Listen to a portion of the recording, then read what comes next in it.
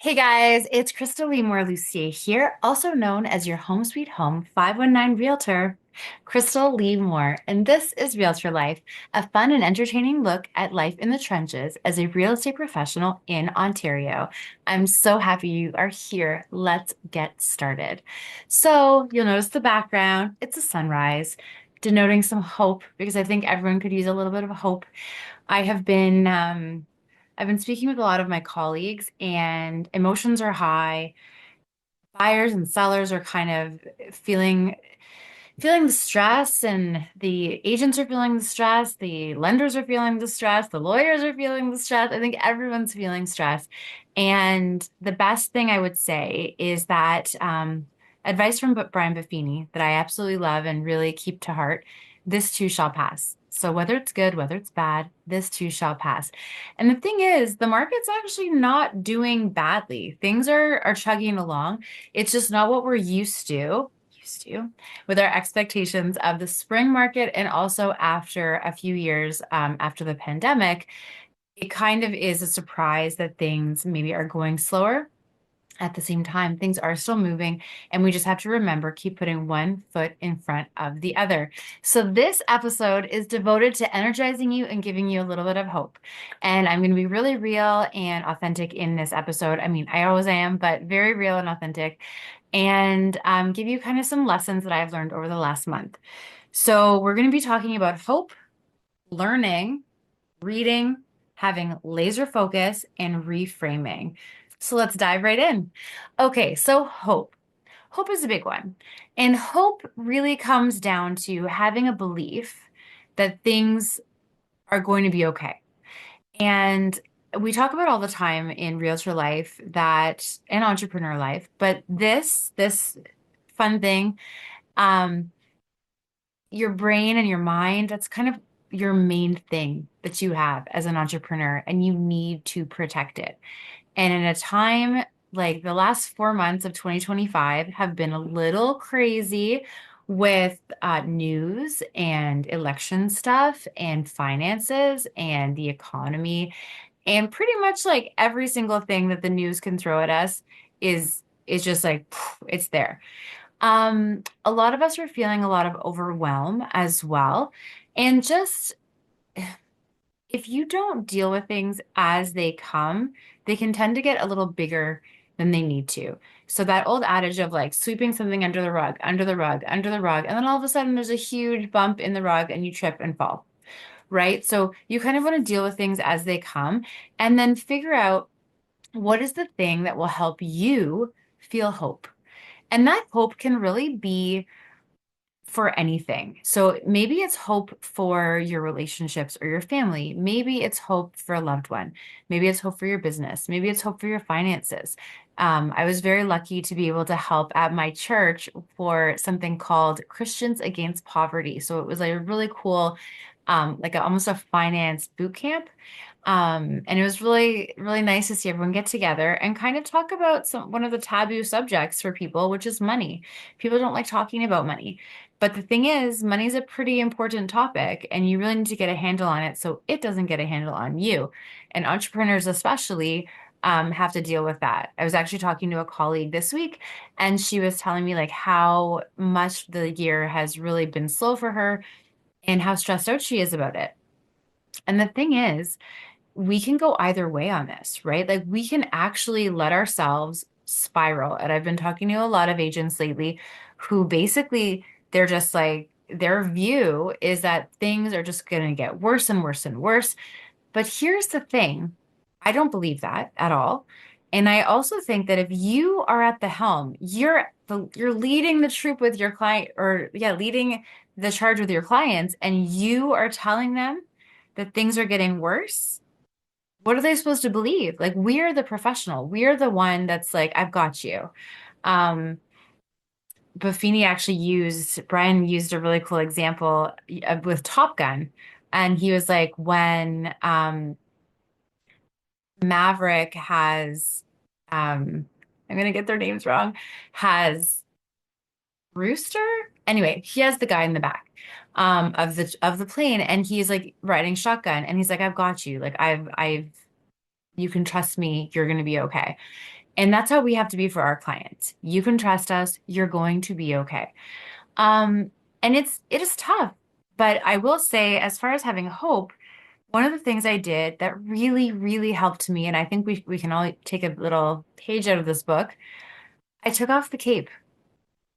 So I work very, very, very hard for my clients. I know you do too. But here's what I can't control. I cannot control the market. I know. Why are you even listening? No, I can't, none of us can control the market. I can't control the buyers. I can't control who's walking through the door. Here's what I can control. I can control my activities, the marketing that I do, how I present my information, like clients with information, my clients with the info about their listing. We do for listings every single Tuesday, a Tuesday seller update. Now, I will say, I'm always kind of hopeful that people will be a little more excited and grateful for my update. Um, I'm sure on some level they are. But the thing for me is that as a seller, you don't have a lot of information. And the unknown is where panic happens. So we send information that shows you all the stuff that's happening that you can't see. It's everyone that's clicking on it, if they've favorited it, if they've asked for directions, if they looked at the photos, whatever it is, you get that report.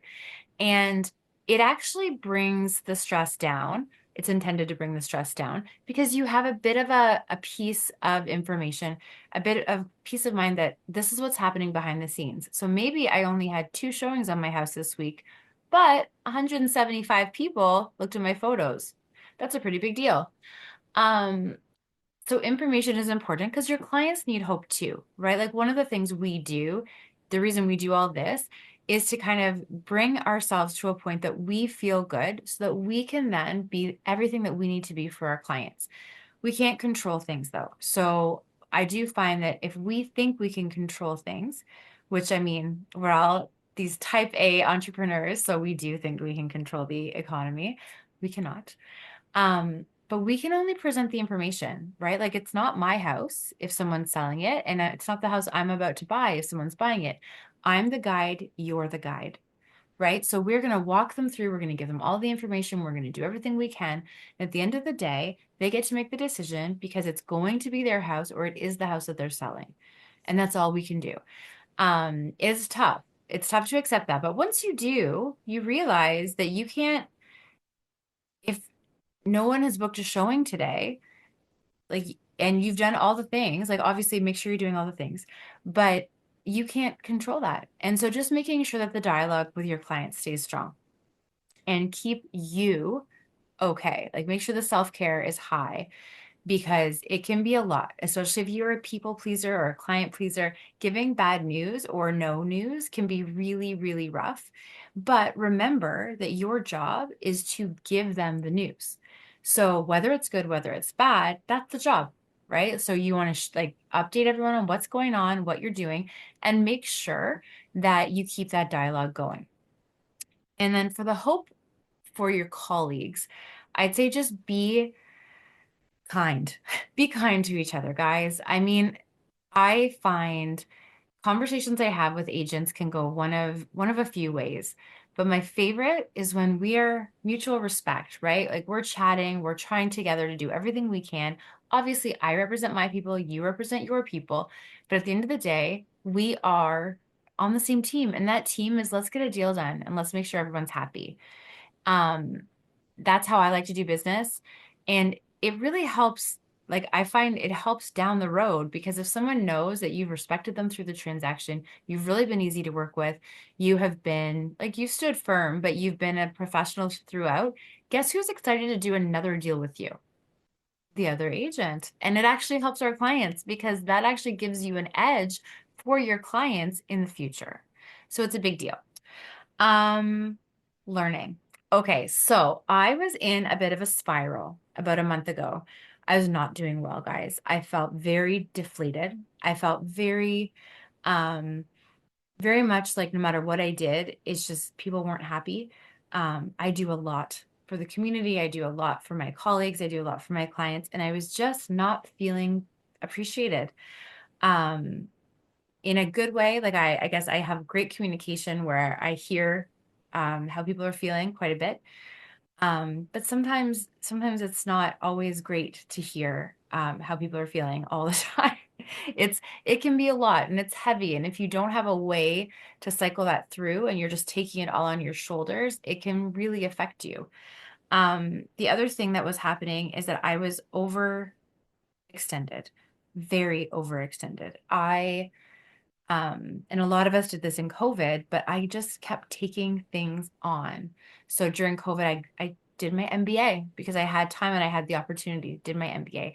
Then I joined two boards and I got my professional director certification. Yay. And then I was volunteering at my church, as I mentioned, and I was also helping with a group at my brokerage, and I run a separate group, and then I have another group that I run, and I also just thing after thing after thing, and I realized that I had to step back because what was I doing this for? And I made a huge decision. I ended up changing my coaching to leadership coaching with Buffini. So because I do run a team, I wanted to really make sure that I was doing it properly. Okay, so as you guys know, so I have a colleague, Mina Nian. So she and I have a team. And as we're looking to expand it, I realized like we need to up our skills, right? So if we're going to hire other people, if we're going to do things, whatever it is, skill advancement is always important. But I was like, I don't even have time. Like we signed up for this leadership course, which I'm excited about. I was like, where am I supposed to find time for this? And so I really had to get serious with my schedule. And I suggest you do the same thing. A lot of the times we'll do things and they might not align with our actual goals. So I got very clear on the goals and I started focusing. So one of the things I did was I'm in the middle of reading a really good book. 10x is easier than 2x. So this book is kind of a game changer. And then beyond that, um, I had to finish my real estate courses. Big ups to anyone that has to do the real estate courses. They take so long. They're very important, but I'm happy they're done. Um, and then I also was doing Buffini has a certified full service professional designation. So I had signed up for that and I really wanted to finish that. I am a marksman. So I don't know what you are, but I'm a marksman, which means I put something on my list and then I get it done. And that's where I get my sparkle. Procrastinating like kills me. Negativity, procrastinating, and people just feeling like people are not supportive or grateful. But I'm going to get into that in a second because I have an idea for everyone. But the learning is important. And the reason the learning is so important, so when you're going through and listening to other things that are actually going to help you, the key is that you're learning good things. You're putting good things in your brain. I think the number is like 96% of what we think today is what we were thinking yesterday. So, and that thinking, it is thinking, but it's what we hear, what we see, what we feel, what we touch, like all of it. So, if you are just listening to the news or negativity or someone complaining about something, um, that's going to carry with you, right? But if you decide that you're going to read some great books and you're going to take time and learn and get a new designation and really focus and like lean into your clients, that is also going to bring you forward. So one of the things in this 10x is easier than 2x. And this is important for everyone. What it said was that like when you're going 2x, so sometimes we think like baby stepping is the key. So when you're going 2x, you're like, okay, this is where I am and I want to just do a little bit more. So like let's say you do 10 deals a year, you want to do like 20 deals a year or even like 12 deals a year. Not that much more, just a little bit more work. And the author of this book, um, I want to say Dan Peterson, but I'm going to double check it before we wrap up. Um, but his point is that if you do that, it's not really exciting, and there's probably like 1,000 ways to get to that goal. So what you really want to do is 10x. Like you want a goal that you think like there's no way I'm getting this goal. And when you do that, you're all of a sudden going to be like stripping away 80% of what you're currently doing because there's one path. There's one clear path to your goal, and everything else that doesn't serve that goal is out of here. It is scary to do that. So one of the things I did is I stepped down from two of the boards I was on. And that was hard. It was hard because and when I say step down, I actually just didn't continue.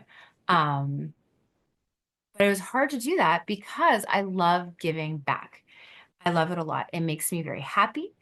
And part of what um part of what makes me feel like I'm giving back is making an impact, right? So when I really look, I really had to be clear when I looked at what I was doing, and I suggest you do the same.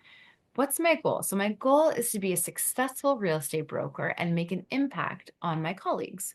So something like this, I can make an impact. I can focus on my clients. I can really make sure that I'm hearing them and doing all the things. But am I making the impact I want by serving on a board? I might be. I might not be. But when I looked at my schedule, I was really just overextended. So I decided to go laser focus, take a bunch of things off of the plate. That included actually one of the groups I'm running, that included another networking group I'm in. I really had to get serious. What is going to bring me to this next level that I want to be at? And that included things like spending time around people that are like positive and great, like-minded. So when you're going through, I recommend you read this book. When you're going through, if you're in a networking group because you might get business, that's fine. But you should be focusing on the things that actually do give you business. And if they don't give you business, they give you like motivation, excitement. It should always be positive and bringing you forward. And you can do like a revamp or regroup at the end of every week if you want and be like, what served me, what didn't. That's pretty important. So the reading is good. I try to do 10 pages a day. So 10 pages a day is manageable. Sometimes I have people and they'll be like, oh, I'm not a reader. That's okay. You don't have to be a reader. You can be a listener because you can do Audible. I'm currently listening on Audible to Faisal Susawala, who's going to be our guest soon on Realtor Life. But his book is amazing. But I'm reading the paper copy, 10 pages a day of 10x is easier than 2x because it's really, really making me feel great.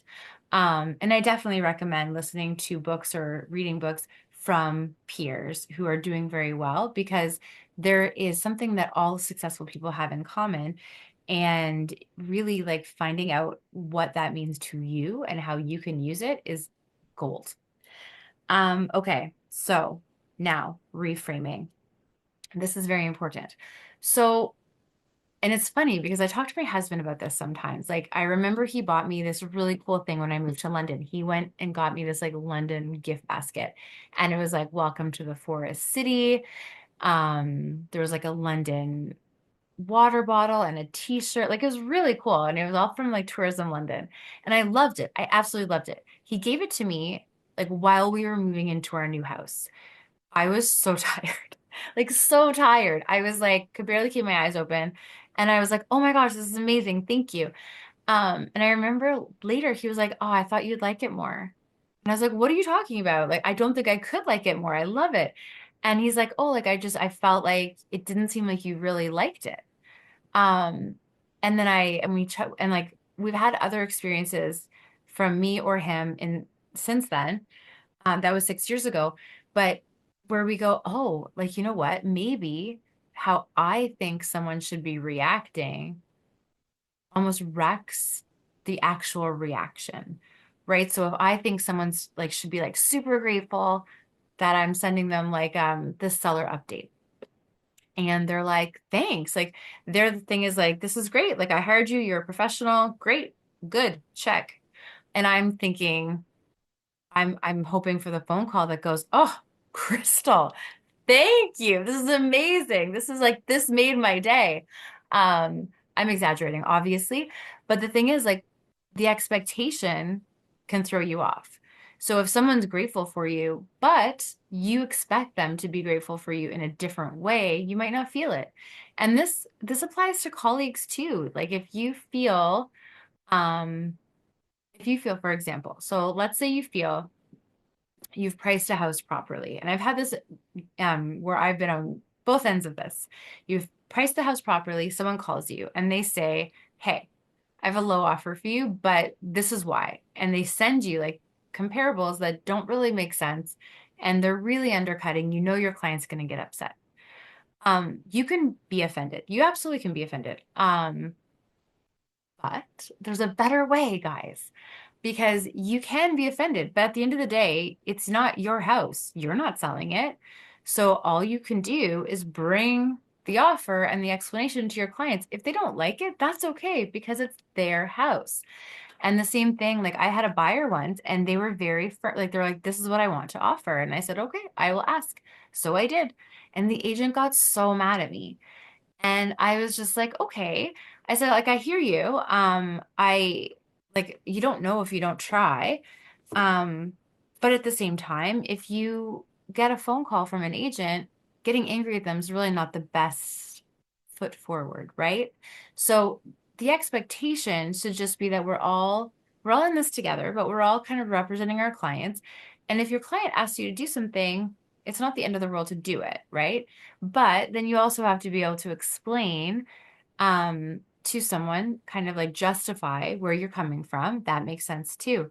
But I think we could all just get along so much better if instead of having these expectations about how someone should be or how we should act or how we should speak, just let people be themselves and do your best, right? And I think that's really what it comes down to. So, guys, thank you for listening. I hope this was helpful because I will say I went from feeling very, very hopeless is strong. I wasn't hopeless, but I was lacking some hope. But now I feel like I am kind of back to myself and it's a big deal. The sun does not hurt, guys. The sun's back out. But ultimately you have to do what you have to do to make yourself feel okay because like we are the thing. Like when you're like what is the core of your business? It's you. Um my side note on this is that I was taking be careful with your supplements. I think I mentioned this, but I was taking so many supplements, like an aggressive amount when I actually looked at all of them together. And I ended up with a really scary condition. It was very short-lived. It was there for like half a day, called a hyphema in my eye. Terrifying. I had to go to the Eye Institute. Um, but then I just stopped everything. Cold turkey. Cold turkey.